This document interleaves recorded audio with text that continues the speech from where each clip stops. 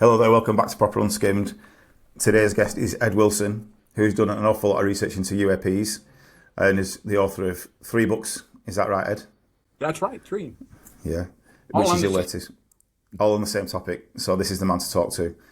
Um, Go on, Ed. Let's hear some information about your Oh, books, okay. please. Well, first of all, Nick, it's a pleasure to be here with you. Thank you I very much for always joining enjoy us. speaking to the people of Britain.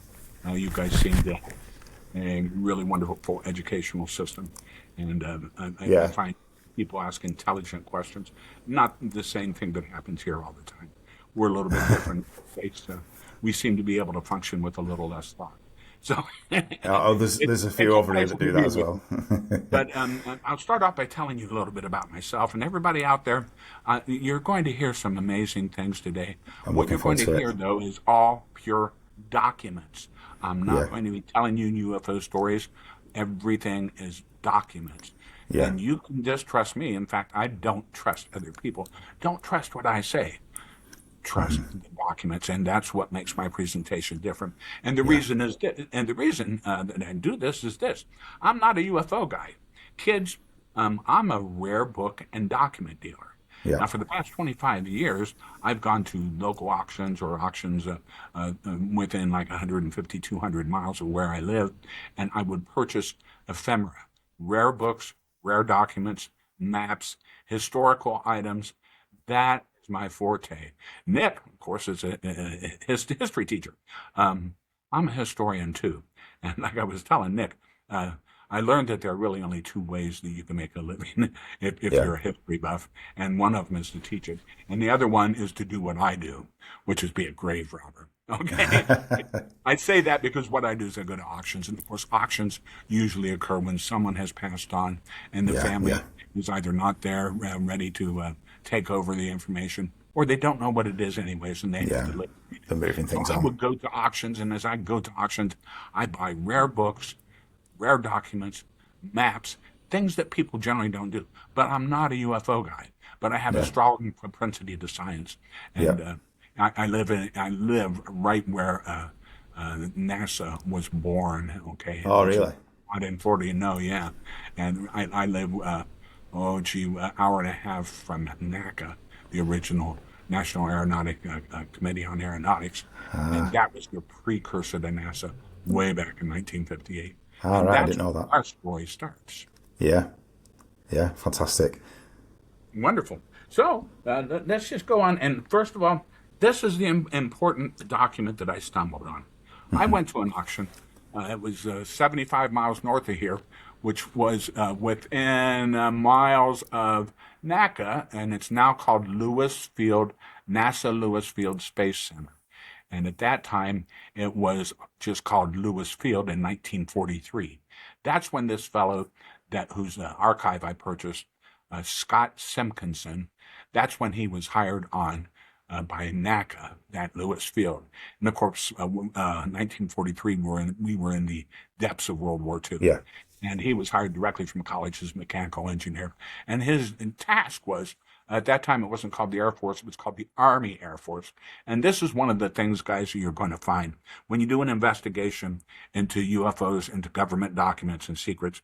I discovered a whole handbook on what they do and why they do it. And the reason is you don't want your enemies, militaries, to be able to know your secrets. And yeah, it's important they change every organization name every so often just yeah, to make it confusing so that you yeah, can't track information. yeah. So This makes sense. Lewis Field, he was when he hired in the depths of World War II, he was working on propellers. And he was improving propellers, of course, for the fighters and the bombers that were over there conducting the war Yeah, over there in your home country. yeah, And that's what he started with. But the interesting thing about it was, as a mechanical engineer, he rose into the ranks because he was a specialist in destructive testing. Now, destructive testing has an important role in all advancements because I mean, you can do things theoretically. He was a mechanical engineer. He was great with the pencil and paper and the mathematics and the formula and stuff like that. But you know what? You really cannot tell a lot of times whether something's going to be a success until you actually build it and Yeah. test it. And you test it to the point of destruction, because your destruction point might be something else mathematically, but guess what? It might happen earlier. And in that case, you've got a real problem. And so that's valuable today. Now, I don't know whether you guys over there in England get to see the same televised stuff that we see over here, but we have a fellow over here, Elon Musk. I'm sure you're familiar with. Yeah. And he has the SpaceX and the space SpaceX, rocket that he's building, giant, huge 350-foot rockets now taking off. Yeah. One of the things that's interesting, and you may have seen this, when he was testing the giant rocket the first times that it flew, it would go into space and there would be vibrations and shaking, and it would rise majestically up into space, and it would get up and it would do maybe a half an orbit or 3/4 of an orbit or maybe a whole orbit, and then it would explode. Yeah. And it would just exploding in midair. And what you might not have understood and what confuses people is when that rocket explodes, you would see the Mission Control Center, every engineer in the building, and Elon Musk jumped up from their seats, raised their hands, and started clapping and screaming and shouting. They were so pleased. It's like a stress test, isn't it? That's destructive testing. Yeah. And that's exactly why Scott Simpkinson was chosen to be the chief engineer for mission control. Got you. So, you've seen, I think I showed you the UFO already. Did I show you the picture? Oh, okay. So, You want me to pull the picture up? that's the UFO. Now, and I want you to see the UFO and look at the picture. I'm not going to discuss what it is because it's quite literally self-evident when you look at the picture. Is it There, this one? There you go. Yeah. And when you look at it, and all my books have that picture and other pictures. I had dozens of pictures of UFOs. I got over 16,000 frames of film that I examined from the National Archives out there with all kinds of interesting objects. And they're all in the books. And when you go to Amazon.com and look at the books, I put all these pictures on the covers of the books. I mean, look at that on the cover of the book, so that you don't have to buy the book, okay? You can get at least a sampling of the UFOs I've discovered, and they're NASA photos. And what this is, it says unclassified. And then you see, if it's a flying saucer, kids, there's no other You look to the mid left of that image and I'm not going to argue with anyone. You can see for yourself. So if this is genuine, and it came in the 31 binders from this dead engineer, Scott Simpkinson, if this is real, okay, and I have a method that can demonstrate whether it is real for sure or not, and if this is real, I'm not going to tell you what it is. I mean, you look at it, it's a flying saucer, guys. And I've had all kinds of authentication. But first, let me tell you about the auction that I got this from. The auction up there that I went to, and as I said, I'm a rare book and document dealer. We have an auction house here in the United States called Heritage Auctions. And of course, they're an international auction house. And anyone who does auctions over there in Europe, you may well be familiar with some of the very fine things that they sell there. Top of the line, very expensive items. I was used to dealing with them with rare books and documents. And of course, a lot of them were, I specialize in scientific documents. I have kind of a bent towards engineering, physics, math. Those kind of things are just what interests me. I was 14 years old when Neil Armstrong landed on the moon. So you can imagine a 14-year-old boy growing up and watching all these original shots that are just so familiar to me. I could quote the stats, 90-minute orbit, 1,000 miles per hour around the Earth, 7 miles per second. These things are bread and butter to us. I was a young boy, and it's just like telling a young boy today, I imagine a soccer game or football game. The stats are just everything that's important to a young boy, and that's what it was to me. So at Heritage Auctions, I'm familiar that they have space photographs that they find very rare, and they sell for quite a good amount of money. I noticed I got a flyer that there would be an auction up here by Lewis Field, and it was advertised as the space auction of Emily Ertl, ERTL. And Emily Ertl, you look her up and you see, well, this was a secretary at NASA. That comes up very quickly when you look at him.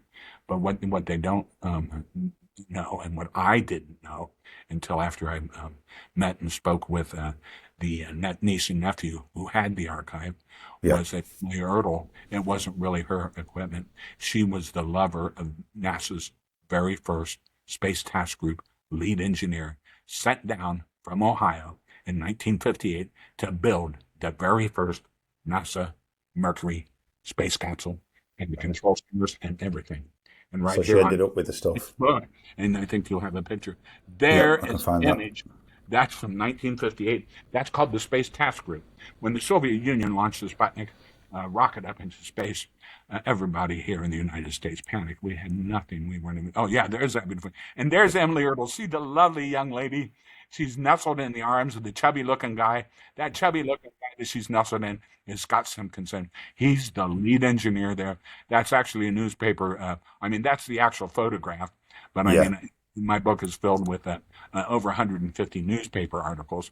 They didn't have the internet back then. As a secretary, she is the very first female employee at Cape Canaveral. Yeah. So that was NASA's first woman at Cape Canaveral. Yeah. And there's everything is documented. I have the newspaper where they talk about it. But that's the very first Mercury space capsule. And you can see what times were like back then in 1958. That looks like an old pre-World War II factory, and that probably was. More or less. But that is exactly what was for sale. And she was Scott Simpkinson's lover. Okay. Yes. Yeah. And she was with him up to his death in 1996. Now, Scott had been married previously. He graduated from college in 1943, and he had a wife, and he had a child. Now, the child was somewhat disabled, and the wife and he lived up here where the auction was held up in Ohio, which is, a good 900 to 1,100 miles from Cape Canaveral. And when they chose him to go down and form the Space Task Group and be the predecessor to NASA, whether it was because the disabled child, his wife didn't want to leave, or for whatever reasons. He also happened to be Roman Catholic, whether it was because he wanted to continue to take communion.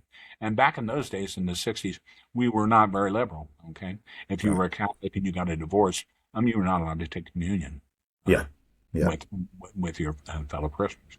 Yeah. These things were important. Taken seriously. Yeah. So whether that's the reason they didn't marry, I don't know. But they did get together, and we have the New York Times article where they quote her as describing him in the New York Times, the great engineering feats he does. And she was listed as his lifelong friend. Right. So, we couldn't say things like we can now. Partner and whatnot, Much social stigma. But they were close. I've got, what I purchased at this auction was 31 3-ring binders, all 3-inch thick, black, all with archival plastic folders containing basically the majority of it is a total of 568 original 9x11 NASA photographs from the very earliest photos from 1957 through the Apollo missions and the final Apollo 17 in 1972. Those were all original photos in pristine condition. And there were 31 3-ring binders. And inside, of course, there's documents also, all NASA documents. Did you have any idea what you were picking up at the time? I sold 262 of those 568 photos at Heritage Auctions. And you can see them on Heritage Auctions if you go to their website and just put Scott Simpkinson Archive under their NASA photos. And just to let you know how serious this collection is, and this is not a collection other people have. And the books and the pictures that you see, I've got 150 of these earliest photos, the very earliest ones. Many of them were top secret. They're in the first book, and they are there in 9x11 form, and it's amazing how things were done back then. I sold 230 of them for $80,000. Wow. That's phenomenal. Yes. So that's just, I'm telling you that just so you realize this is a verified, authentic Yeah. collection. Yeah. You don't sell 230 photos for No, $80,000 certainly not. without it being Yeah. Yeah. verified by the greatest verifier of all, which is the US dollar. So, but that's what I do. My career as a rare book and document dealer, this is what I do. I would go to an auction. I would find something that no one else liked because I'm an historian and I realize the value of history. Of course, it has more value to me than the average person, but I Yeah. would realize it. I would buy that one item and I wouldn't sell things on eBay. I would only buy one or two items that I thought were premium items that were rare. And I Yeah. was saving items from history and I would sell them in major auction houses. I have no wish to be a retailer on eBay or other little auction formats. For Yeah. number one, I don't like to work. That's the other thing. And that's why I make kids and say I'm a grave robber, but really I'm a treasure hunter. And the Treasure hunter, important that's the thing one. that gives me the greatest gratification, and the greatest Yeah. gratification that I have from these three books and this presentation to Congress right now is this: I have rescued from the literal crash heap Yeah. dozens of documents and things that are now in national museums. Okay. Yeah. That's And phenomenal. Eye-opening things. there's nothing more gratifying to me than to know, because not many people do what I do. No. And they're not aware, which is good. That's how I make my money. If they knew the value of items that I was buying, of course, the price would have gone up. Yeah. But the important thing is, I have a sense of gratification from saving Yeah. these, and the auction, this lithograph that fell into my hands. That's a real NASA document. I'll tell you how we can verify it. A real NASA document. It would have not seen the light of day. Is that second image that we had up Yeah, previously? yeah, the previous image is the photograph with the Earth in the background and the lenticular flying saucer. The one with the flying saucer, and that's just right. Well, both of those. You can see down in the lower right corner the image you're showing. That's the actual Yeah. lithograph. Now here's how That's you the verify original it. one. Okay, the big photograph that you see is actually S66545585. That's the NASA photo number that you Yeah. can look. You go online and go to ASU, which stands for Arizona State University, and the website's called March to the Moon. Right. These are the earliest NASA photos. You have the Gemini, or you have the Mercury, the Gemini, and the Apollo programs, going back from 1958 up through 1972. Yeah. And there on March to the Moon, you can see every single photograph that NASA has. NASA no longer carries those photos. Okay, these are the highest resolution photos that have been made. They turned it over because everybody on Earth is interested in NASA photos, and it's just too much for the little agency to to supplement the work for researchers and people out there. You can go and you can look at that photo, and it's Gemini 11 mission, 1966, October, March to the Moon. S66545585, and that's the big photo you see in the back. Now, interestingly, you can see an insert in black on the left-hand side of the screen, and it says mission report photo. Yeah. And what that is, I've got all my books contain documents. Don't believe me. I'm going to give you amazing quotes. You can read them for yourself, and you can find every document online and every quote online, and I'll tell you where they are. But what you see there is amazingly, it's called the Gemini 11 mission report. Now that report, and there's copies of that. My books have the copy of it. They show you that it was secret for 12 years. So the mission was in 1966. The information was not released to the general public until 78. Okay. So what's the reason for that? That's 12 then? years. So What's the gap and for? I got the mission report. That was secret for 12 years. The astronaut debriefing, that was secret for 12 years. The voice transcript, that was secret for 12 years. So I'm using all these books will have the actual NASA documents, the actual NASA quotes. There's nothing Ed Wilson says. I've got them pictured in the book, underlined, so you can read and see for yourself what's happening. Yeah. Yeah. Here's the interesting thing. Look at that inset, the big black inset. That's page 4 from the mission report. Now, the mission report probably has, the mission report is about, I think it's like 345 pages. And back then, we didn't have the internet, okay? We didn't have a way to do it. The mission report had to have 540 some copies sent out to all the engineers working in all the corporations that were working for NASA to build the space program.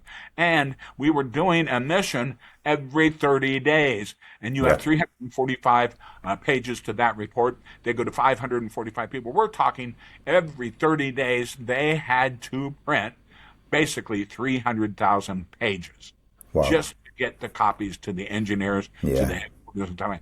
This is free computer days, and that's why this is so important too. There's no video editing. There's no way you can falsify it. But the important thing I was trying to make here, and the point is this: when you look at that black inset from the mission report, it's page 4. How interesting.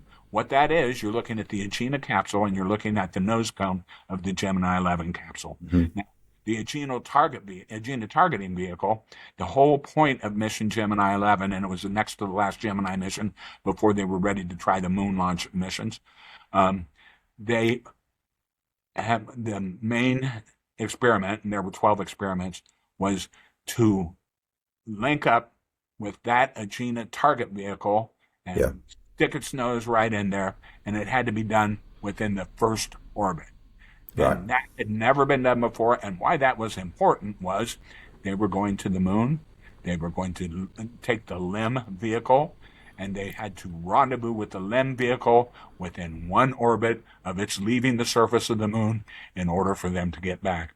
And if they did not do it on the first orbit, there may not be enough fuel for them to get back. So that was the importance of that experiment. Pivotal.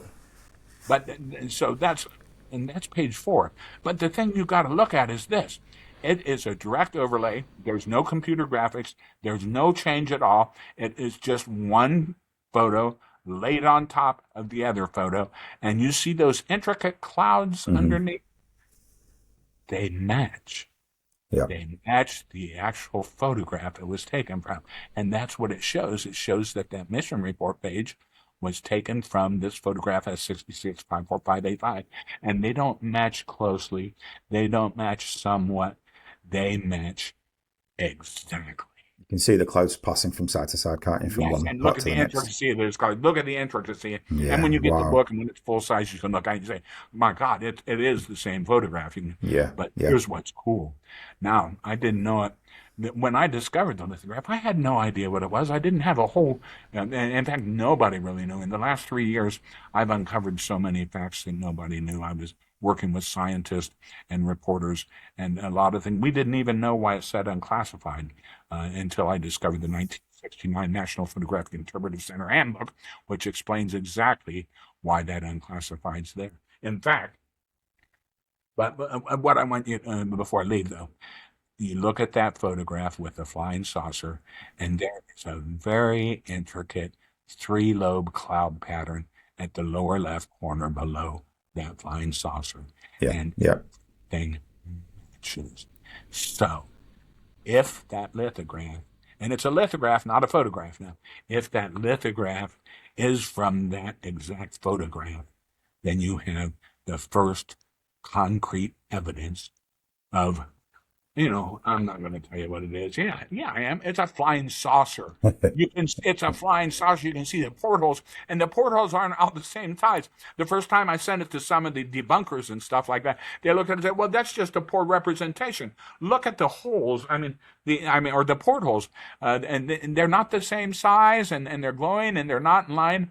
And what they didn't realize is this is a real image of a flying saucer, and those are functional portholes. What they're for, I can't tell you exactly. I have some thoughts I've studied. They're not in line because they are actually working. What you're seeing is perhaps, I would say, plasma jets releasing energy out from the central power system. Now, if it had been exactly like most UFOs you see on YouTube and stuff like that now, they show every porthole is the exact same size. They're square, they're round, they're whatever. They're equally spaced. Guess what? This one isn't that way. This one is very strange. And the reason is because it's actually performing a function of unknown value. And it was not made the same size. It's actually showing what's going on, and that's the value of this beautiful That beautiful. is a shocking photo. Now And here's like you said, when so people are here's the faking test. things, they make it Yeah. look perfect, don't they?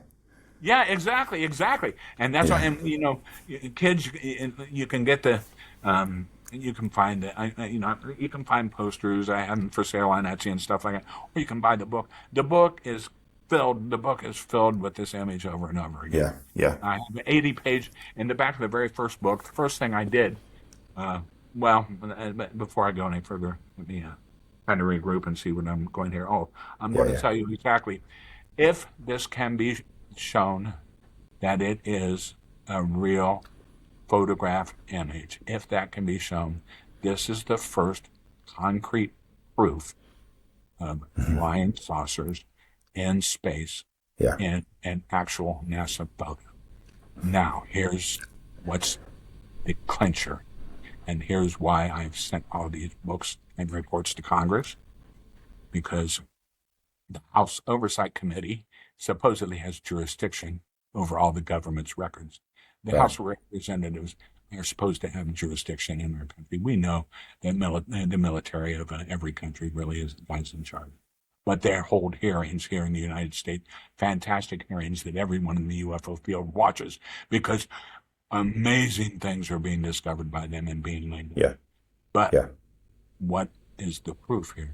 So my idea was, how on earth, if this is real, and I didn't know if it was real or not. And I said, well, maybe this is just a strange cartoon that somebody did. And it certainly is strange. And, then the thing, first of all, it says unclassified at the time.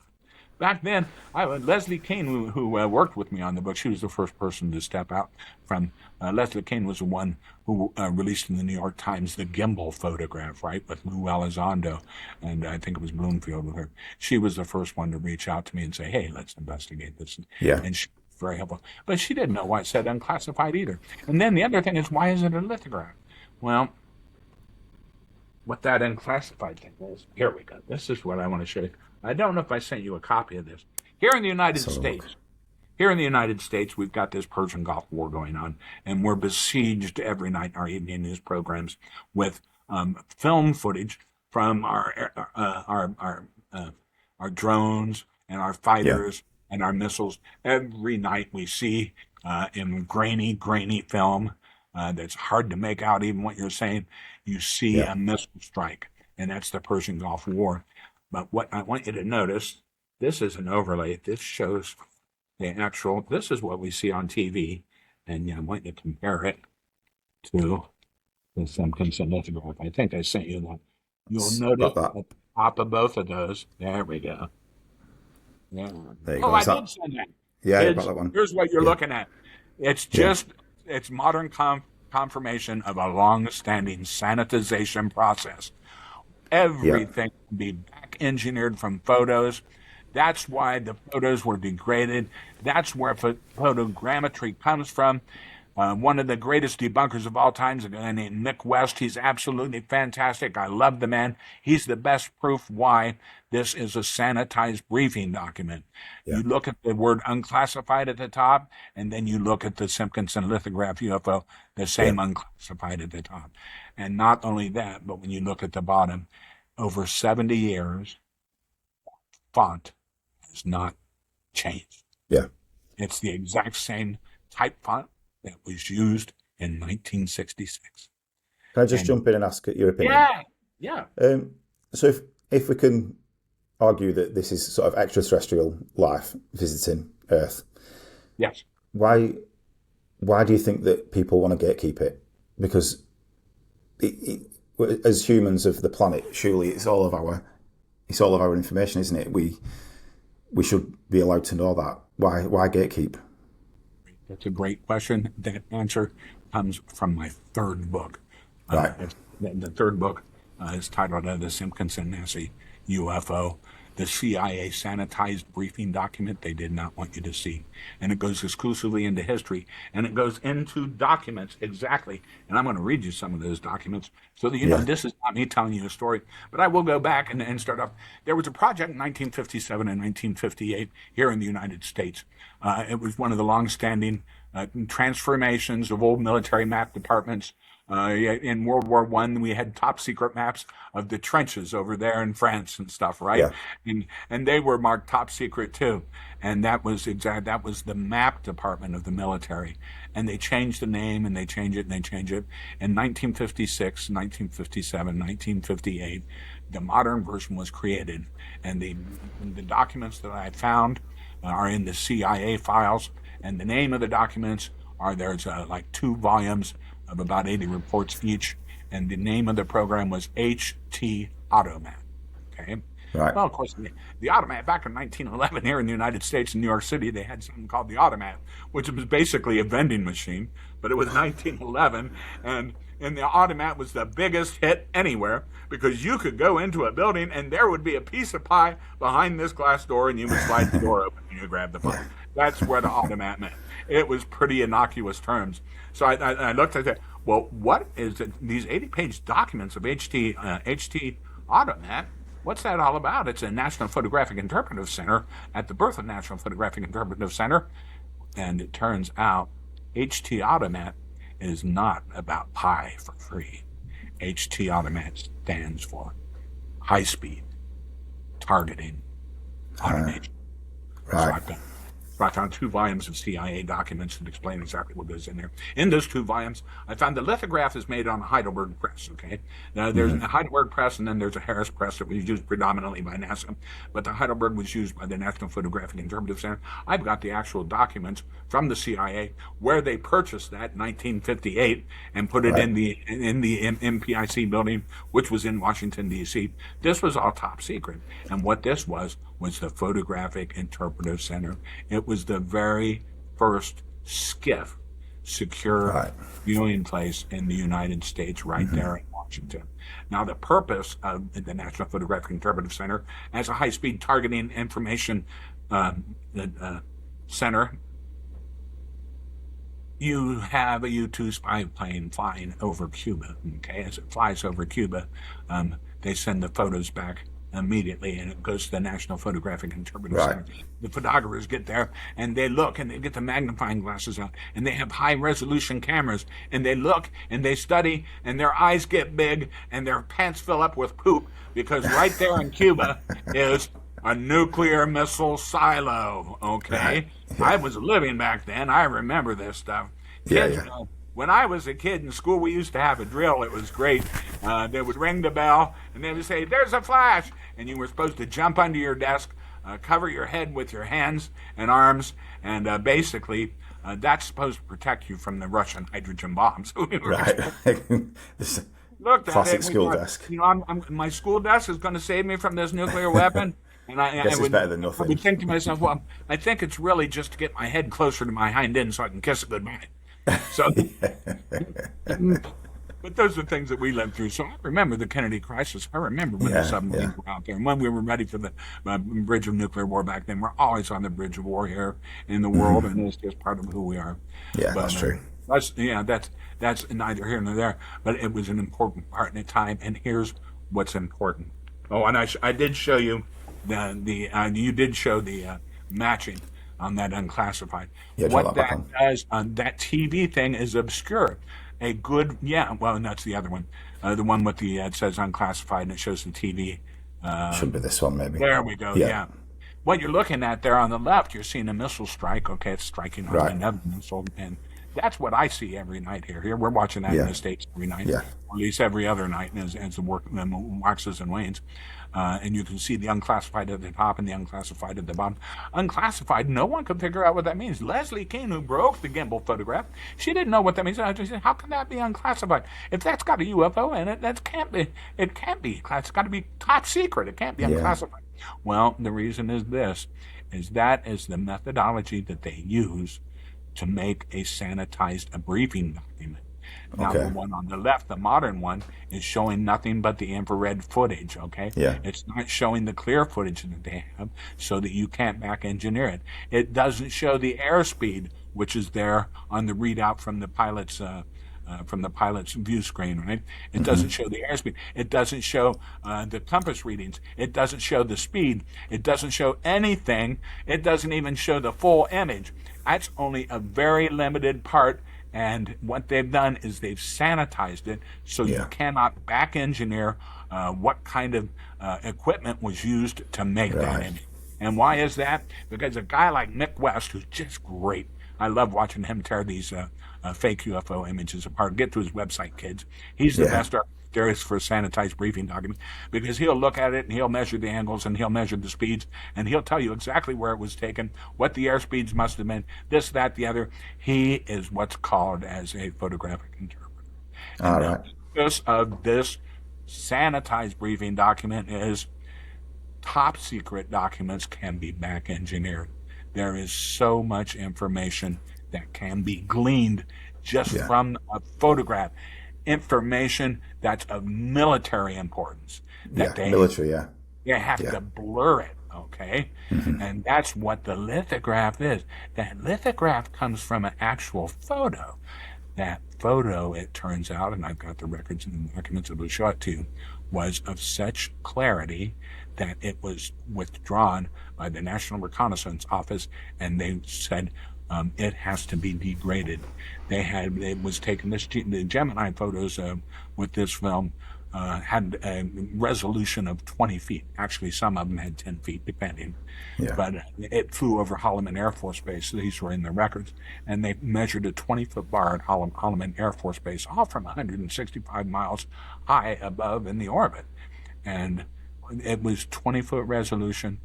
Rockaway McMillan, the head of the National Reconnaissance Office, which was a top secret program at that time, when we were actually intercepting Soviet satellites and taking pictures of them. All this stuff. You know, the guys, the spies and stuff like that, they're doing stuff that they need to do.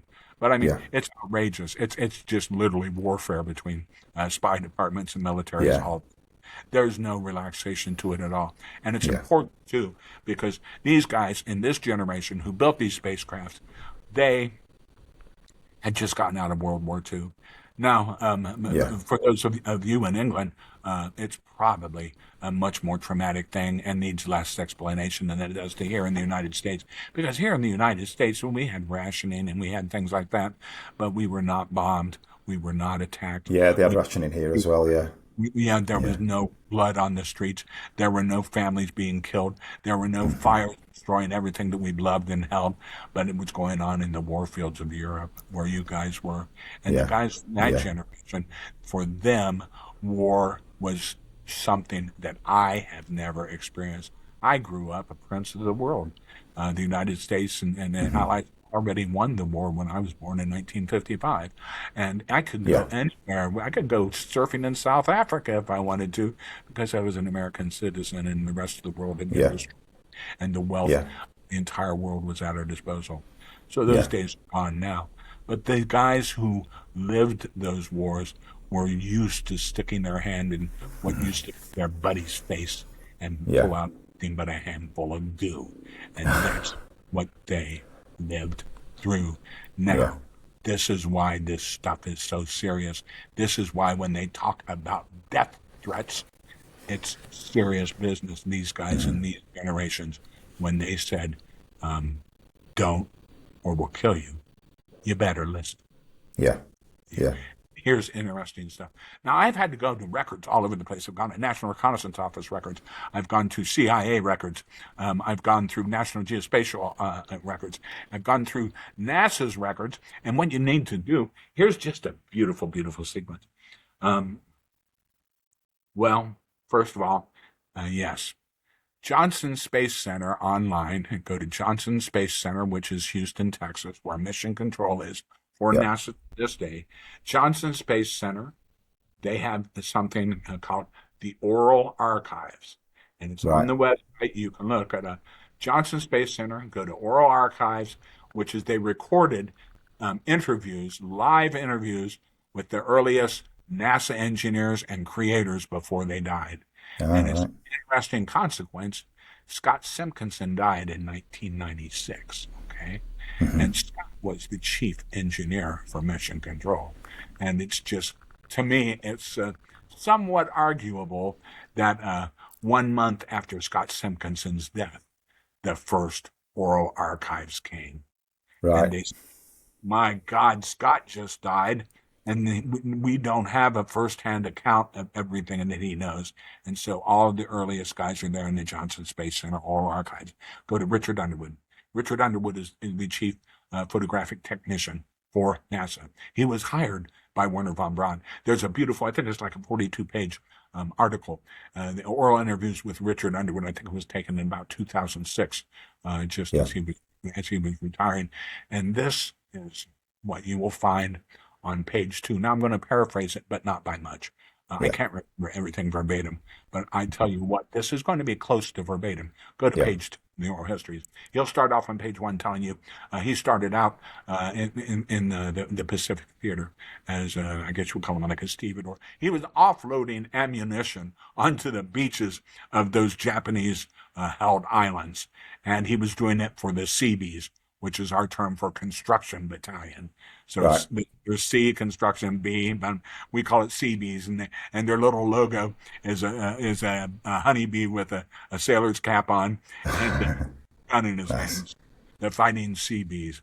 So that's what he did, and it was deadly work because the Seabees had to be in there first to make the roads and the bases and the landing wharfs and things that had to be done for that war to go in. Death, Yeah. all. That's what he did. He got the GI Bill when he came out of that. But that's what he says on the first page. On the page 2, he goes into his background, and he says, I was working down in Honduras, and apparently it was for the U-2s at that time, which was our top secret Soviet spy plane. Mm-hmm. While I was working in Honduras, I met a woman, I call them girls. I met a girl in Honduras, and I married her. And we have 4 kids that we raised together. They're Yeah. there in Houston, Texas, and they've all graduated from college, and some of them are even working for NASA now. Right. Then he says, and the reason, when I married her, a general I was working for called me into his office. Kids, quotes, look at that page 2. And the general told me, I should take you out and have you shot right now without a trial for marrying that woman. Right. Page 2, Johnson Space Center, oral histories. He was the lead technician for NASA. Yeah. So when we are talking about the guys and what they fought through and what their attitude was, when you hear that kind of death threat, don't take it at his word. Okay. Yeah. Yeah. And then consequently, people say, oh, he was just kidding. He was just trying to make a point. Well, you read what he says next. He says, I was taken off the U-2 flights and all the high-flying flights. And then after I was taken off, I continued to work, but only on the old B-29s. And I've traveled over 4,000 hours with them and lost the hearing in my left ear due to my service. So is that over fear of like privacy? So it's not a joke. The general wasn't telling him in a joking way, because he took him off the advanced craft and put him down. So that's one of the instances where his life was threatened. He was, and that's the other thing I love about these military guys. They're fearless. They're absolutely fearless. I'm not that. I'm a timid man. Okay, I'm a very timid man, and. It's like if you tell me you're going to shoot me and stuff like that, and then he makes a joke about how and I have 4 kids now, and we're still married, and we're in that. It's like he's telling that general, It works out. What courage these guys. And the kid's working for NASA now, ironically, as well. But he was the lead technician engineer. He was the man who was originally seen all the first generation photographs from NASA. Now here we get into, I'm going to tell you how we can show that lithograph is from the actual photograph and that the UFO was taken off that negative. Right. And it's there in the Johnson Space Center Oral Histories, 42-page Oral Histories, Richard Underwood. And he tells everybody there, and you can find it in further documents too, the documents I'll present later, and it tells everybody the film that we used for the NASA missions was the thickness of saran wrap, which is plastic food wrap here. Mm-hmm. Yeah. It was not normal film. He said the Russians were using normal camera film, but they had developed their own nylon film, which basically was better suited for space. It wouldn't degrade in Right. space. So I And was going to plus say, the what's the thickness of advantage? the thickness of it allowed them to get more photos taken. Got you. We could barely get those spacecraft up into the air. Yeah. Our missile technology was, Jesus Christ. If you let an astronaut have more than 3 ounces in the earliest flights, you risked destroying the whole mission. Right. So it was lightweight, and it was an important thing. Yeah. So the fact that the original film is the thickness of saran wrap means that if you go to the frozen archives in Building 8 of Johnson Space Center, where purportedly the original film is stored, you will be able to find the original that we would prove has the flying saucer on it. You'll know it's the original if it's the thickness of saran. If That's it it. is not the thickness of saran wrap, that's not the original negative. Yeah. So that's the gist of what I want to get out there. That's what I want everybody to know. Look, I Yeah. can't answer every question right now, but I have got hundreds of pages of documents, and I'll explain to you now what goes on with that. Yeah, please. But you know the important thing now. You know what I expect Congress to do. I expect Congress to go ahead and subpoena from Building 8 what is supposed to be the original film negatives. And in that original film negative, if it's the thickness of saran wrap, it should have that UFO. If it does not, then I'm wrong in the evidence Yeah. about it. But now let's go. But then that still doesn't explain this, does it? No, it doesn't. But let's now explain. So this is all things that I decided when I started the whole thing. Like I said, we didn't even know what the word unclassified meant. Now we know that unclassified means it's a sanitized briefing document. It is a secret document that is unclassified because it's been degraded. Yeah. And you can share it, and it can't be back engineered. That's why these amazing UFO photo that you see is unclassified. Because it's not top secret. It's because it was meant to be shared with presidents, generals, Yeah. those in the know. Not the And rest now, of us. I found in some of my research, I was working through the CIA archives, HT Automat program, and in the HT Automat program, of course, that was 1957, 58, but it led me into another line of inquiry into the CIA offices. I found that National Photographic Interpretive Center starts with the HT Automat program, and I went up and I found in 1969 they had the National Photographic Interpretive Center handbook. Amazing what the handbook was explaining what their policy was and how they hide things. And one of the things that they do, there's a whole section on terminology. When you look at that, it's in lithograph, what does it say at the bottom? It says, first of all, it says, strange object. Well, you or I might go, flying saucer. Yeah. Flying Certainly it's a saucer strange on object. the Gemini 11 mission. That's what I would say. Yeah. Strange object as seen during the Gemini 11 flight. I don't know what it is, but all those terms are non-committal and they're not finding.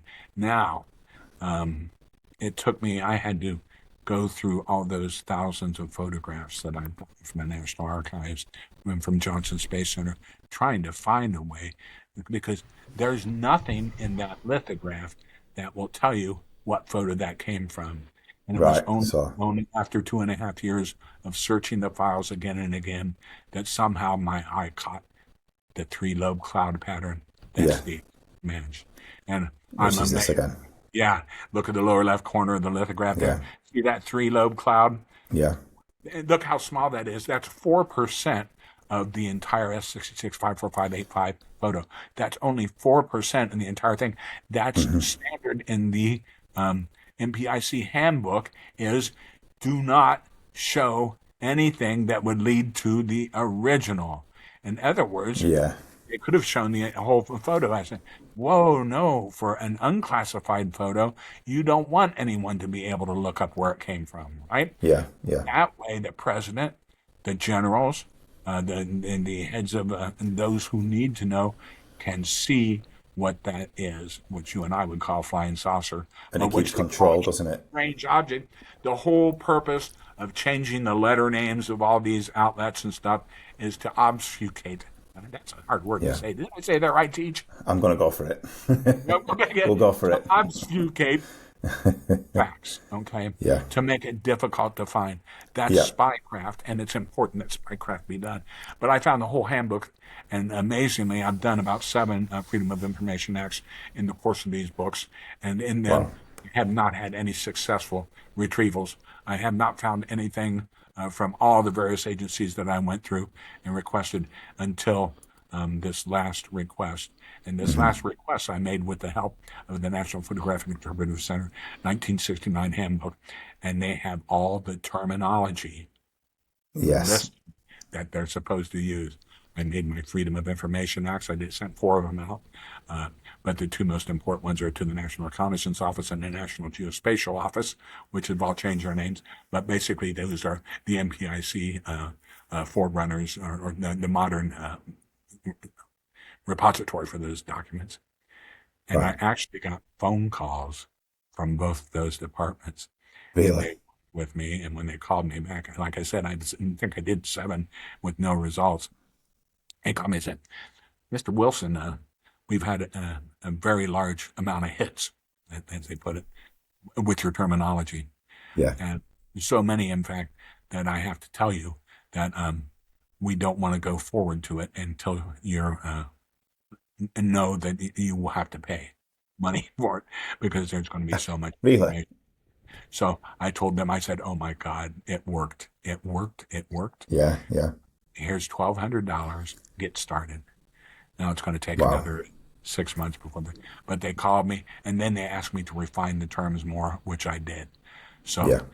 that's all from that National Photographic Interpretive Center handbook, and I want everybody to get into my book. The back, and all these documents, not all, I mean, I've got documents through everything. The books are all documents, okay? These aren't UFO stories. These are actual documents and explanations and analysis of what the documents are saying. They're underlined. They're there for you to read. You will find that NPIC, the data that will lead you to the NPIC, National Photographic Interpretive Center handbook, so that Yeah. other researchers out there can use it. This Yeah. is such a difficult field.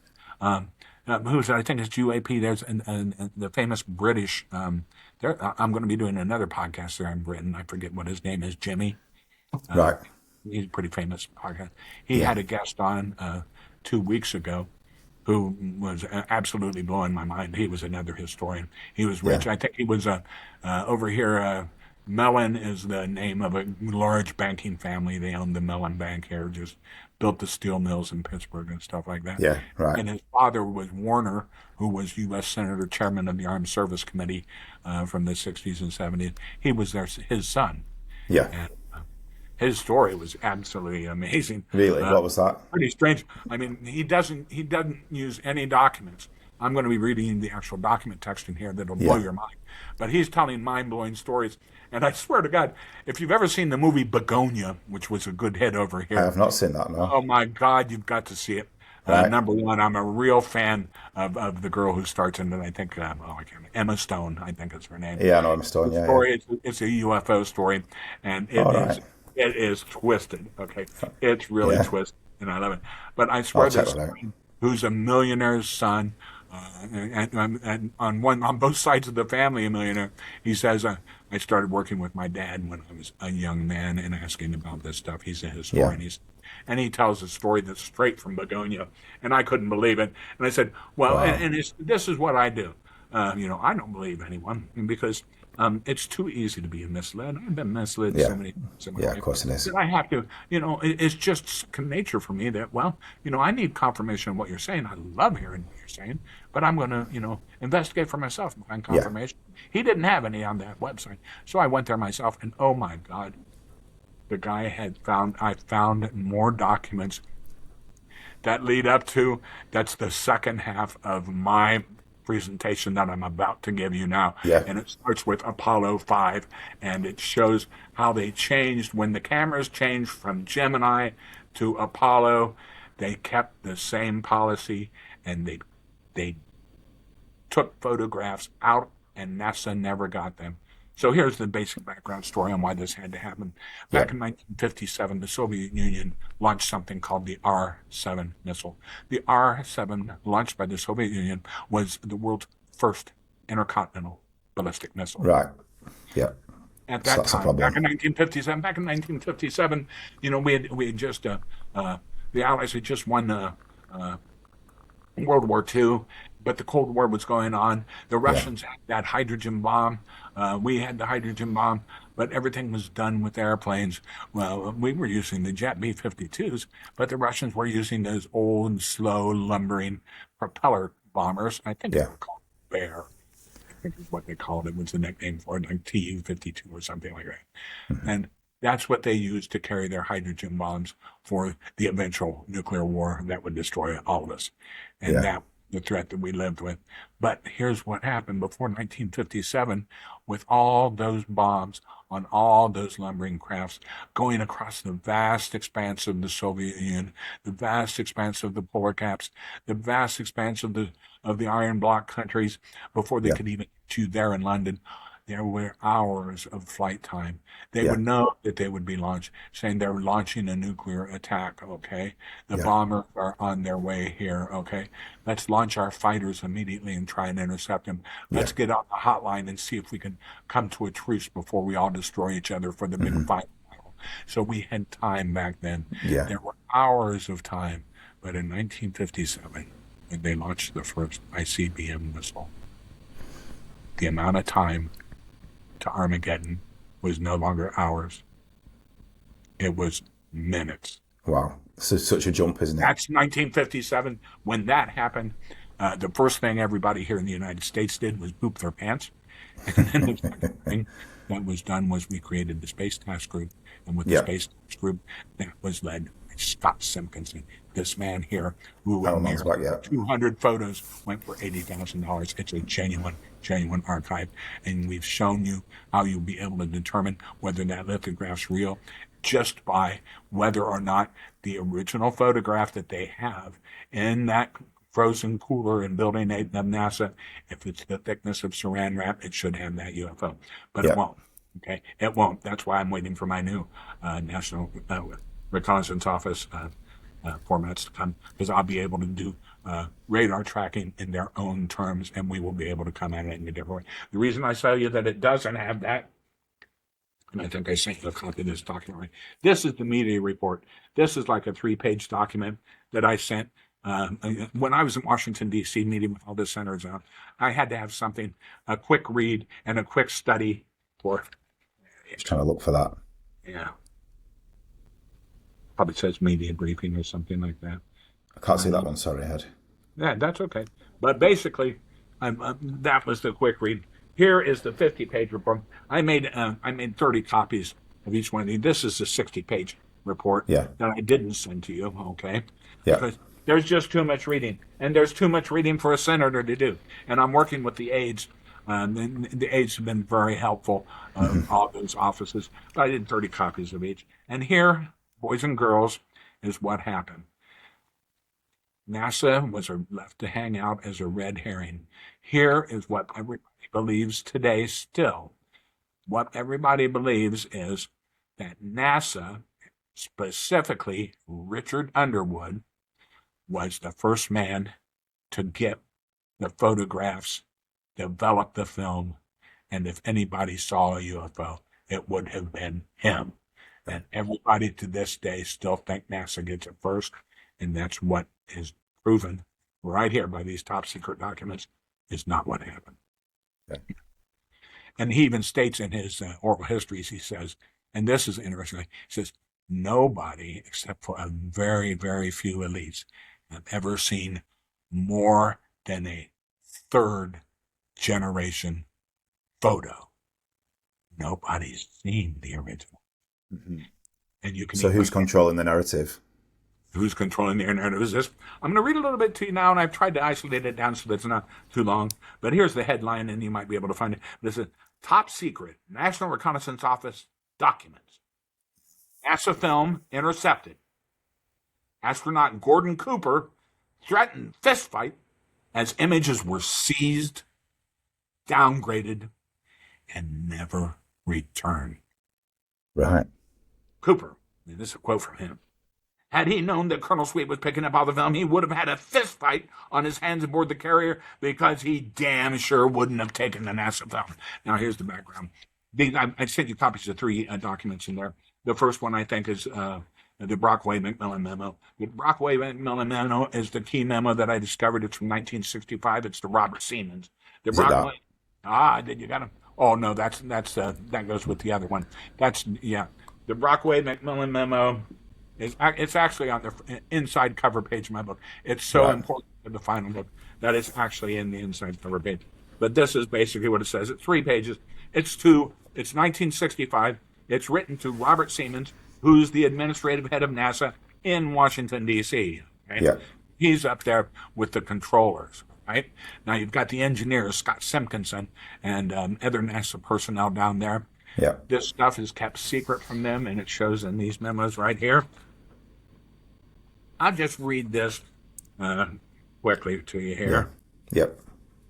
Newly analyzed top secret era intelligence and NASA-related memorandum document a little-known Cold War custody chain in which exposed Gemini mission photography came under intelligence community control before entering the public record. For nearly 70 years, researchers have debated what NASA photographs show. Official NASA congressional testimony has consistently maintained that NASA possessed no UFO photos. They've stood in front of Congress, say, bring NASA guys out, put their hands on the Bible. No, we don't have any. Now, these documents suggest a different explanation.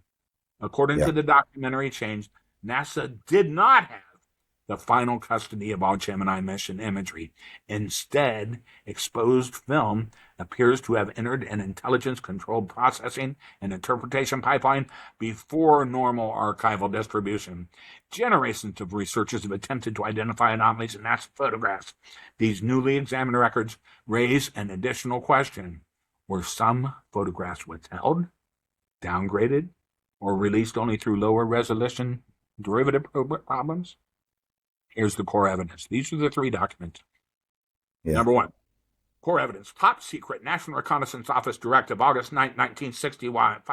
Brockway-McMillan, head of the National Reconnaissance Office, confirming intelligence authority over space-based imagery. And I've got other documents saying the same thing. Yeah. Number 2, documentation of the film interception at the aircraft carrier recovery stage. Angry astronaut Gordon Cooper threatens a fistfight. And the 3rd one, a direct internal response from Scott Simpkinson, NACA's original Space Task Group chief engineer and one of NASA's founding engineers, questioning why mission film was withheld. These are not isolated records. They form a complete custody chain. Now, here are the quotes from those documents. The 3-page top-secret memorandum dated August 9, 1965 from NRO Director Brockway-McMillan states explicitly in regard to NASA photography, and these are in quotes for you, quote, all Gemini acquired photography, both NASA and Department of Defense sponsored, is processed at the Manned Spacecraft Center Photographic Laboratory in Houston. Everybody believes that to this day, and that's what it was prior to these documents. Also the NASA 157. McMillan then continues, quote, I question whether either of those delegations is appropriate to matters of potential national and international concern. Unquote. He further states, in the Washington area, the National Photographic Interpretation Center has a unique capability for both quality processing and interpretation of aerial photographs. I believe it would be our mutual benefit to transfer responsibility for processing, orientation, and interpretation of future Gemini or similar series photographs from the Mission Control Center to the National Photographic Interpretive Center. Now, NASA was supposed to be a civilian agency. When we created NASA, there was a big hoop-de-doo to say it's civilian, it's not military. Right there, he talks about Department of Defense film. Yep, it's there. So that lie is exposed right there. But the reason behind it, you have to understand, National Security Action Memo from the Office of the President of the United States and Secretary of State at that time, NSAM 157 states specifically that NASA will no longer be in charge of its own photos. And the reason is this. When we first started our missions and were releasing photographs, everybody in the world claimed our closest allies Great Britain threw Yeah. a hissy fit over us flying over top of them and taking photographs of your military bases. Yeah. Yeah. Lord knows the Russians, who are known for their gentle disposition, they were having a fit too. But Yeah. you can even trace in the memos from the president and all the other representatives, they started eventually to quit throwing such a fit because they realized, hey, we got a space program too. Yeah. Yeah. So they realized, oh, we shouldn't quit bitching so much because, hey, we got a trophy program. We've got things that we can do with this. Yeah. So the reason that this happened, and you have to understand the times we were so primitive back then, kids. You'll see photographs in my album that show these very first Mercury space capsules are on the back of tow trucks, okay? And not only were they tow trucks, but they have a split windshield on them because we didn't have the technology to even build a full piece window that wouldn't cut you to shreds every time you hit a tree and ran through it, okay? We didn't have technology. We didn't have calculators. We did not have I had to learn math on a slide rule. Okay? Yeah. This was the state of the world back then. It's hard to imagine how primitive we were. And here we were, lobbing these guys into these little oil drums on top of these intercontinental ballistic missiles and shooting them into space. It's Guys bonkers, isn't it? They were courageous. Yeah, definitely. And was this. For centuries and centuries, we've had ships at sea, and we've had treaty after treaty after treaty. Every time a new civilization rises up and threatens the rest of the world with their own majestic, powerful fleets of the Navy, every time that happens, we end up having treaties, and those treaties are very explicit into what you can do with your ships. You here in the United States, now this used to be what it was when I was growing up in school. We all knew it was nothing more than a 3-mile line. You could come within 3 miles of a coast of the United States and do what you please up to 3 miles.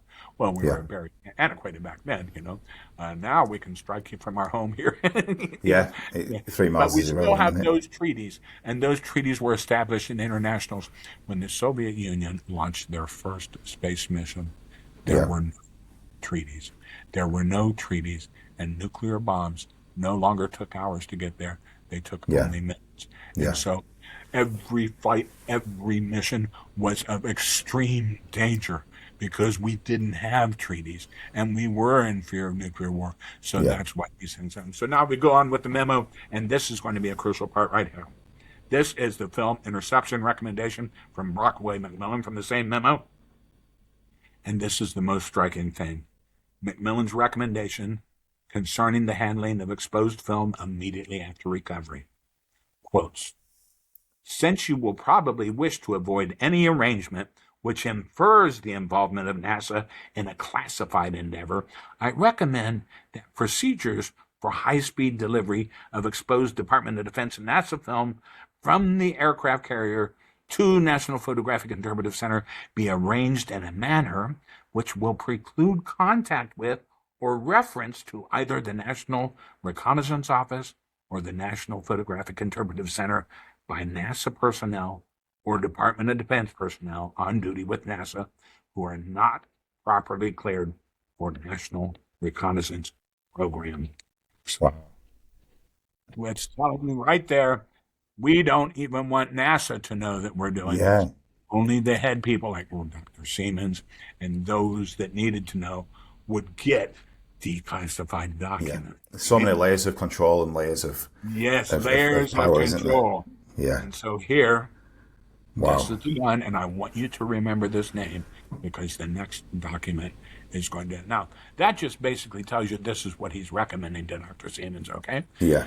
Remember, I believe in evidence. I believe in proof. This is not what I say. So I've uncovered this evidence, and I'll present it to you, and you make your own decision. But remember this name. Quote, as a suggestion, it may be feasible for Colonel Sweet of your security staff to arrange pickup and delivery of the film. I would make arrangements for release of the Department of Defense film material to him or his representative on the carrier. Then, just as we do today in the United States, these space capsules would come down and would deploy parachutes, and they would land in the ocean. The helicopter from the aircraft carrier would go out, retrieve it, and bring it back to the deck of the carrier. He's saying, let's give it to Colonel Sweet right on the aircraft carrier. Wow. Now, these quotations come directly from McMillan's letter to Robert Siemens Jr. at the NASA headquarters in Washington, D.C. Now, that's what he's recommending. We don't have any proof that that occurred, right? No. And it said, I mean, there's all kinds of things that are proposed, but you have to go, everything is so compartmentalized, I have to search all kinds of different documents. I found a document, and I'll read this one to you now. Remember the name, Colonel Sweet. Yeah. The documentary chain continues in a memorandum dated September 4th, 1965. Following a review meeting, the memorandum records. Following the review, Gordon Cooper mentioned to me that he'd called Dr. Siemens earlier in the week to express his concern about the handling of NASA film. Gordon Cooper was one of the two astronauts. He was the man of the Gemini XI mission, 1965. Quote, he stated that he was damned unhappy with the arrangement, and had he known that Colonel Sweet was picking up all the film, he would have had a fistfight on his hands aboard the carrier, because he damn sure wouldn't have taken the NASA film. Unquote. Colonel Sweet, remember that name? Yeah, we got him. Remember we needed to prove that it did occur? Yeah. This is a top secret document where Gordon Cooper says, I would have kicked his ass. He's right there, isn't The memorandum continues. He stated further that this was supposed to be a national program and should be handled in that fashion. He stated that he was speaking as a NASA man. He indicated that they would not hear the end of this. Gotta like Gordon Cooper. Gordon Cooper, our state of Texas. You guys probably have seen enough cowboy movies to know that God help us. God bless Texas, but gee, I'm glad they're down there. Huh? He's got some fire, hasn't he, Cooper? Bunch of feisty little guys, I tell you that. that. Wow. You can't live without him. But I certainly consider this man a national hero. And you can see in his attitude right there how he felt about disclosure. Yeah. I agree, though, that photographs can be back engineered. There are technologies here that are so important that we have a reason why they are not released.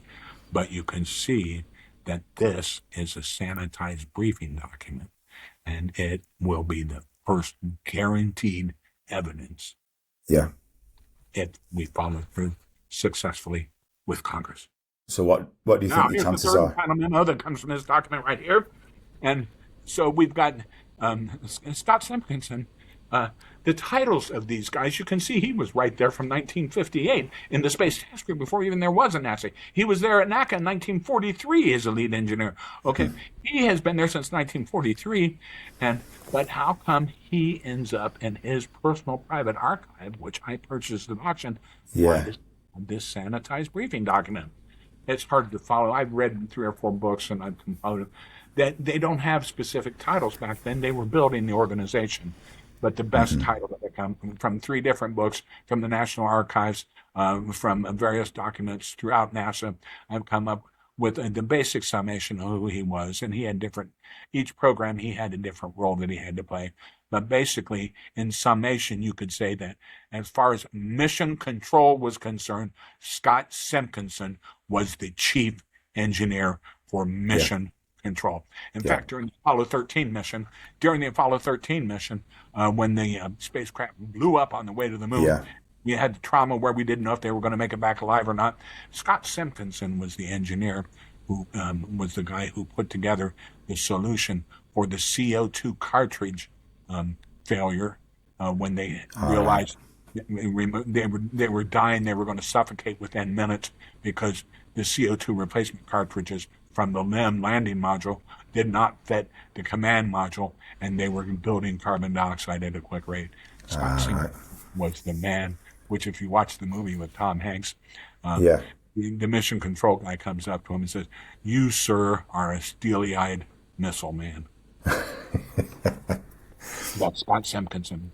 And you will see, I have in the archives, and I may have sent you a picture of it, you may look and go through it amongst all the pictures, you will see a document, as far as I know, it's the only copy I've ever seen, and it says, from the desk of Scott Simpkinson.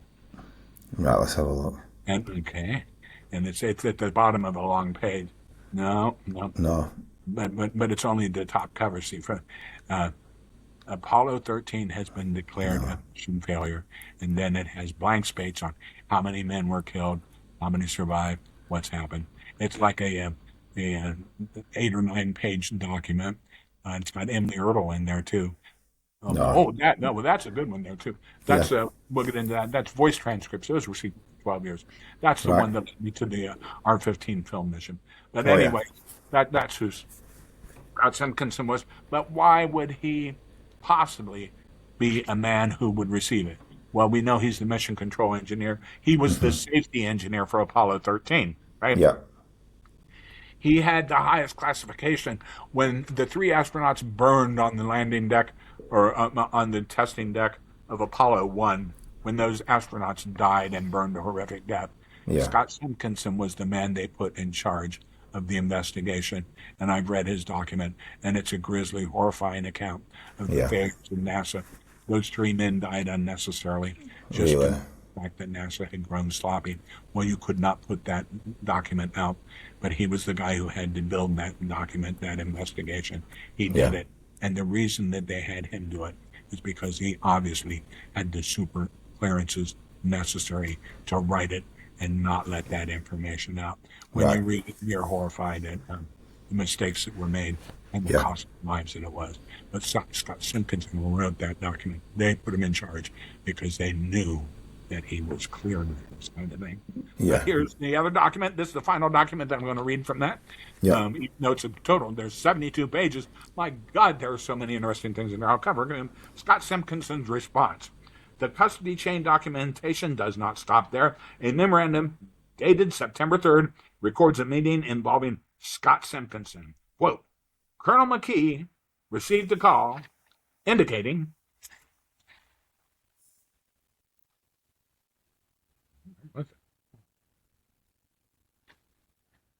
Mr.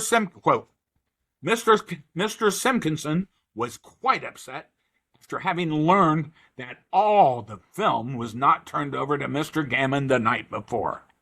Scott Simpkinson, the chief engineer, was in line for all the photos coming back from the missions. He was the mission test engineer in charge of the entire Gemini program. And his subordinate, Mr. Gammon, in the photographic lab, was supposed to receive that film. He did not get it all back, and Sim was pissed.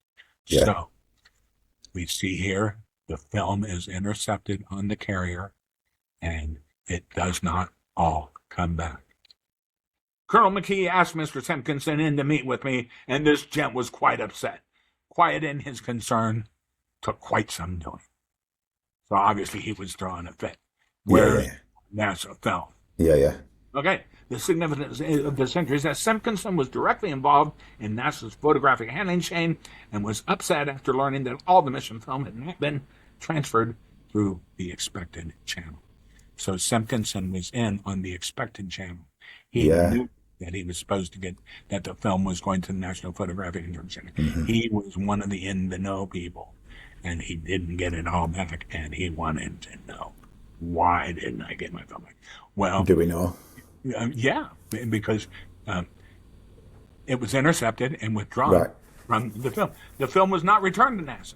What NASA got, what the other documents throw in this 72-page book is remember, Underwood, the guy who does it, says no one's ever seen more than the 3rd generation. Yeah. Because they took it at the National Photographic Interpretive Center. They developed the film there. That's the 1st generation film. Then they made a couple interpositives and copies of the film. And then these other documents that I'll briefly overcome to will tell you just exactly what happened, how they were degraded, and how not all the film was returned, and that the film is not going to be complete. And not only is it not complete, but it's not of a resolution that can be used to successfully back engineer UFO. Yeah. And this comes from David James in the Degradation issue. So this is from another book. This is David James, who's astronaut photography and intelligence community, who saw what? He's an author, and in the journal Space Policy, published by Elsevier in the year 2006, volume 22, issue 3, pages 183 through 196, Department of Information, Space Politics 206-05-004, research published by David James in 2006, documents instances involving photographs associated with Egyptian and Syrian military installations that were reportedly not returned through NASA channels. In quotes, in October 1965, the Director of the Central Intelligence directed that all subsequent Gemini photography be reviewed by the intelligence agencies before public release. Although it's not known how many images in total were withheld or possibly released in degraded form, at least several were not disseminated because they disclosed Egyptian surface-to-air missile sites or Israeli airfields. The film there's documented. This guy was in charge of the the Smithsonian Institute's National Space Center, which is there in Washington, D.C. He was in charge of their archives, and he's written several books about the CIA and NASA. And these are NASA documents that he had. So they didn't get at least those two back, and there's dozens more. I've got more here in the 60-page report that no one has time to read. But that's what you and I are here for. Yeah. It's here to bring an interest out to you. These documents are in my books, kids. If you want to read them, if you want to, and there's so much to learn. You can get that National Photographic Interpretive Center, make your own Freedom of Information Request Acts that now will bear some results. Yeah. Because we found something to use it. You will see more listings of other photographs. It has to be approached through all different angles. Everything's compartmentalized. The CIA gave me some of the documents. The NRO gave me some of the documents. Right. The National Archives gave me the other confirming documents. And then it's a long, tedious progress. For 3 years I've been involved in this. My nose has been buried in these books, in these archives. And I've loved every minute of it.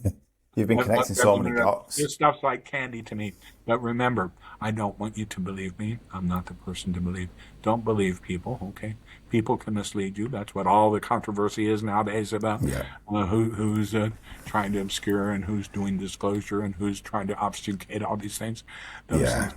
So you learn, you don't believe people because you can be misled. I've been misled so many times.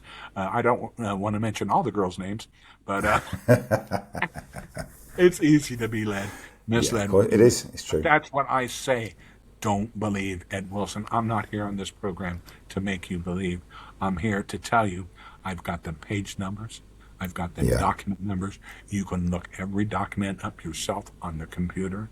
And what I read you are quotes from those documents. And then you can make your own mind up. And you can make your own mind up. You can see that these items are coming from NASA. They're coming from the CIA. They're not secret archive.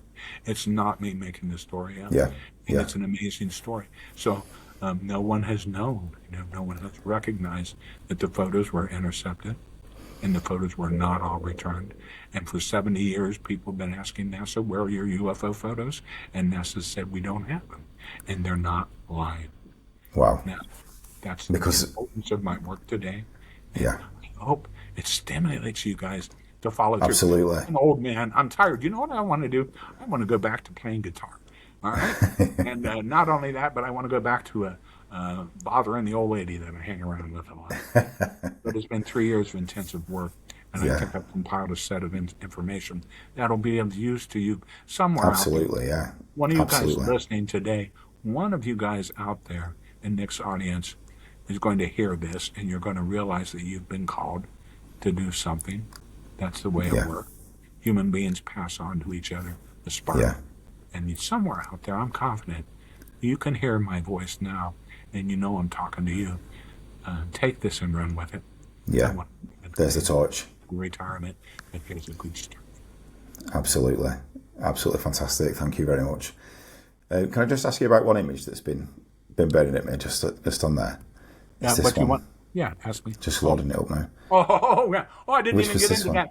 When you showed earlier, you showed the voice transcripts were highlighted. Leave that on there. But basically what that was, the first thing that I did when I discovered that lithograph in the back there, I said, well, Jesus Christ, if this is real, I just approach things as how would I react? If I were an astronaut and I saw that, there's no way I wouldn't talk about it, okay? This is the thing. I went to the 12-year secret voice transcripts, and what you see is in 54 hours, I think it was 54 hours, 34 minutes, and 26 seconds into the one astronaut says to the other, did something just fly by your window? And the other astronaut says, yes, it did. And then he says, well, maybe we ought to turn around and go see what it. And then there's jumbling, and then there's all kinds of confusion. So that happens.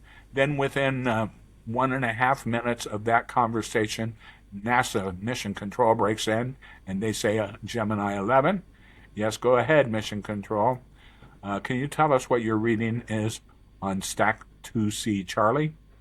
And then it says it's down in your lower left corner. And they look at it, and they read back to them. It reads 0 amps, 0 volts. And they say, thank you. And then they say, perhaps we should start some startup procedure. Roger on that. And then that's all within 2 minutes. And then within the next 2 minutes, after they have a brief discussion, there is a 6-minute communication gap. For 6 minutes, there's no voice transcripts. Now, these come from the combined ground transcripts and the tape recorder. So in the if you just have the mission control transcripts, there were no worldwide. We didn't have worldwide communication. We had boats stationed out in the middle of the ocean. There were gaps in there. There were 6-minute gaps. Okay, specifically because we didn't have a receiver out there to get it.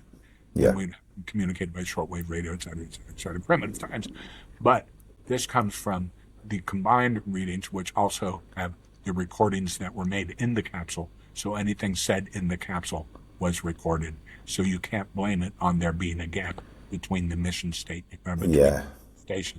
And there's nothing. There's 6 minutes of silence. And then when it comes back on, the first thing they said is, it's a recorder on? Yes. And then it goes on. That's in there too. So to suggest that it wasn't. What you've got in that one page, and there are 3 instances that I recorded in there. I think I found a total of 6 instances where strange things were being seen.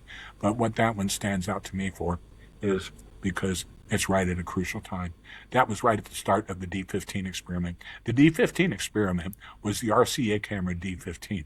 Specifically, it had military ramifications too.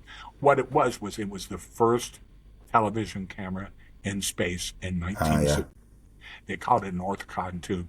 It was back behind their seats back in the service module that did not come down to Earth with them.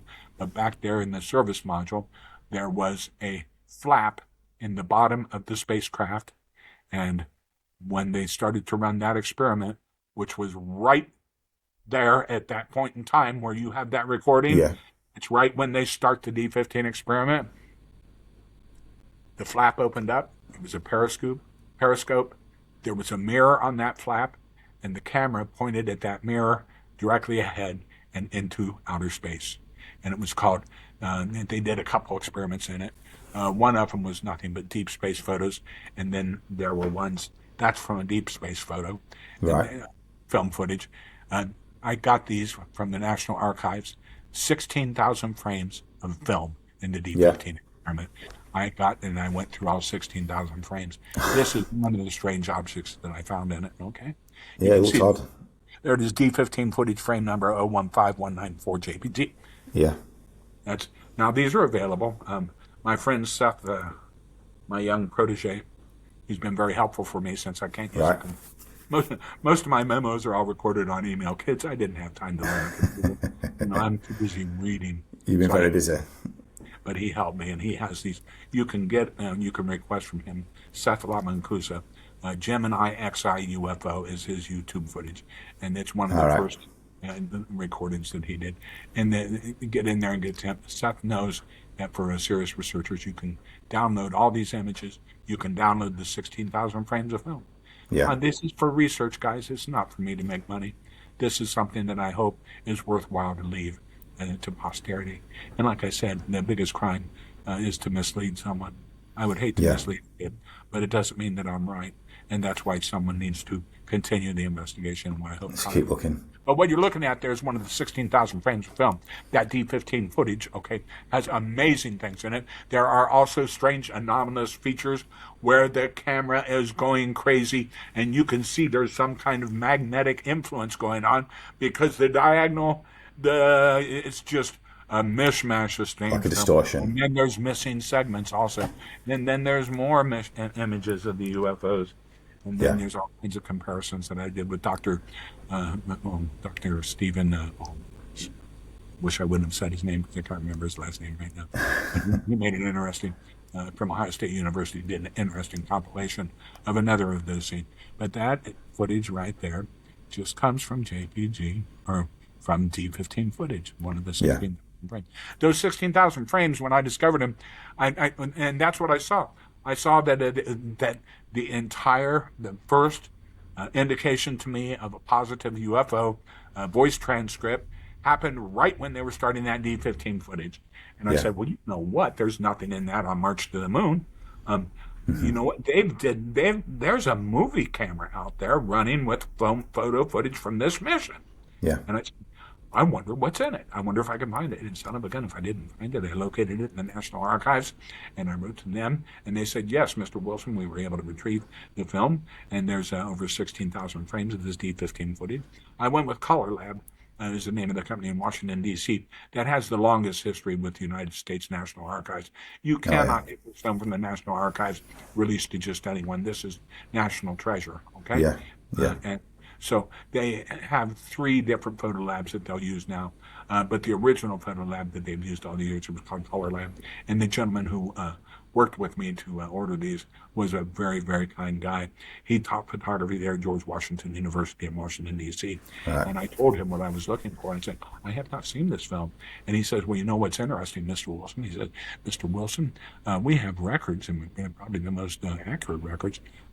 Nobody has ever ordered this film before with our company. Wow. So these 16,000 frames that are available from me. Yeah. It's fascinating movie. It is. But just get in touch with Seth. Say, hey, Seth, help me get the Dropbox on this stuff. So, but that's just one of the amazing images. That's I don't know. Let your eyes explain to you what you see, and then compare it to the lithograph with the UFO that you see. And from previous. Different brightness of the lights, the portals. To me, what it represents, and this is my opinion, don't believe me, but I'll tell you what my representation of that is you've got portholes that are performing actual functions, okay? As far as I'm concerned, it's actually the skin of the UFO is in composite material. That is actually how the transportation goes down. I love things. I love the physics of and math behind physics behind the research of the world. And I remember the day that they came up with, what's it called? Carbon, off-slant carbon graphene. Yeah. The first low-temperature semiconductor, all by I think it's 1/16 of a degree slant, and it becomes a superconductor at nearly room temperature. Oh, my God. And that's nothing but carbon, but it's the way that it's manifested, and that was the first of the metamaterials that I remember when I read that. I said, oh, my God, this is an entirely different realm of physics that's going to be revolutionizing. So when you have a material that just by its positioning and the way that it's built becomes a superconductor, what is on the skin of these crafts that might make it just naturally perform an engine function? Wow. You don't need an engine function. I mean, you can layer all kinds of different materials and provide a new metamaterial, different patients. That's basically when you look at it with these supercomputer chip technologies, these amazing chips that they're building. You can read through that, and I enjoy reading through the science journals. The best one is Quantum Magazine, QUANTA, Quantum Magazine, physics, math, everything. And you can click right on it to get to the original scientific papers at the universities and read them for yourselves. My God, they've got amazing papers out there. The amazing things that they're doing now are mind-boggling, and they're absolutely real. So, technology is accelerating, isn't it? Yeah, isn't it? But to me, that's what I see. I see the function, the craft is in its skin. And basically, one thing that occurs to me also is I know that in the depths of space with the space station, et cetera, you have a problem with heat. Anytime there's an engine, anytime you're performing something, you can't evaporate the heat out in outer space. You have to have huge dispersers out there.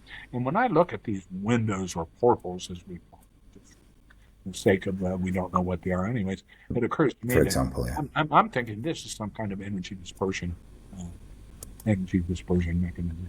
Yeah, I can see why. Less So of my there's different opinion, more of possibilities. the facts. But interesting, Yeah, isn't it, folks? These yeah, things are fun to hypothesize about.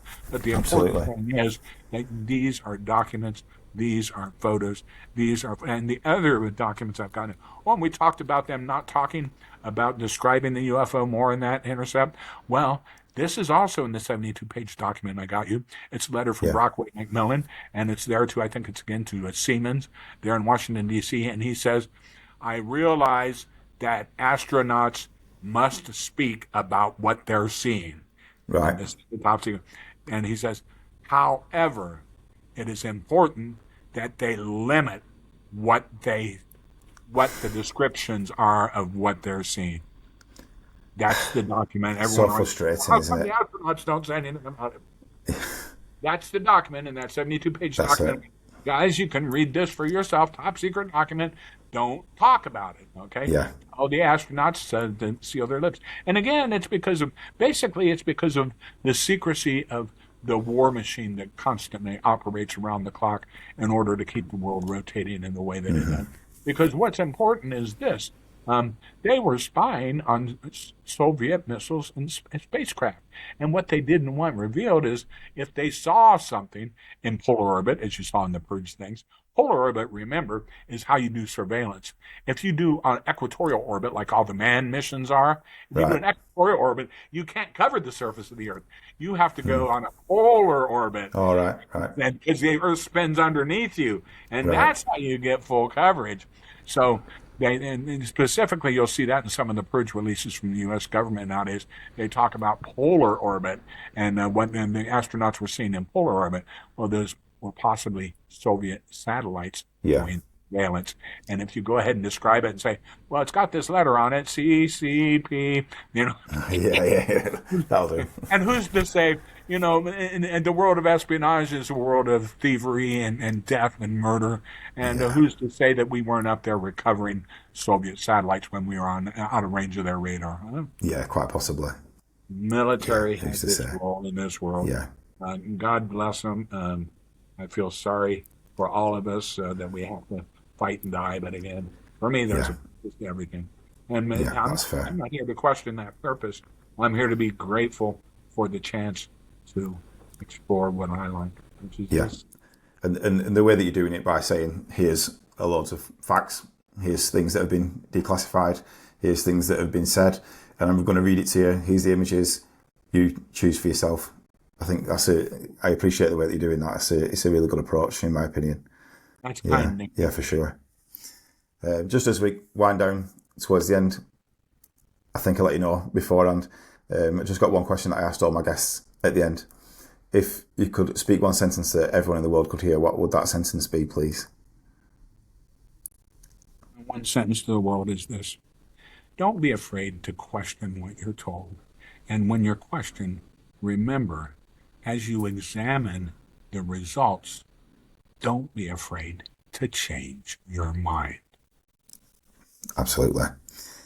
I love that. There's too much in the world at the minute of people just have their opinion and it's unshifting and unchanging, isn't it? I think that's a really good way to look at it. Have your thoughts, have your opinions, look at the facts, and don't be afraid to change your mind.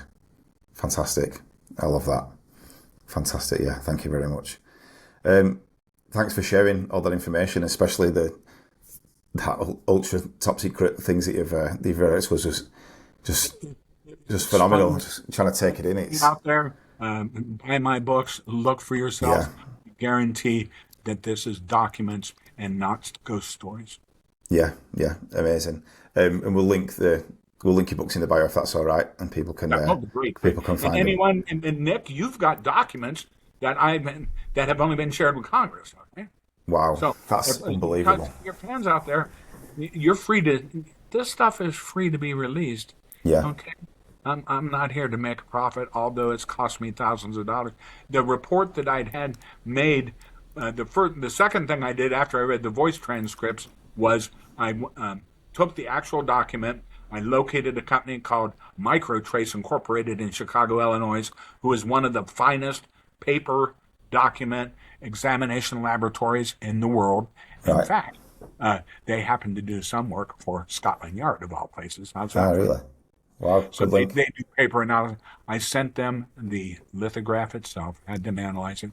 In the back of the first book, there's an 80-page report that they did confirming that everything is consistent with a 1965 document. Wow, and that's something I meant to say before as well. The fact Cost that me you've tried to $5,000 do, too. So no yeah, way. go ahead and buy the book. I could use a little bit of money. I'm an old I man. think we should all buy the book. I know I look like I'm 160, but I'm only 70, and I do want to go out and spend some money. So Absolutely. it's been a pleasure. Yeah, we'll definitely share that.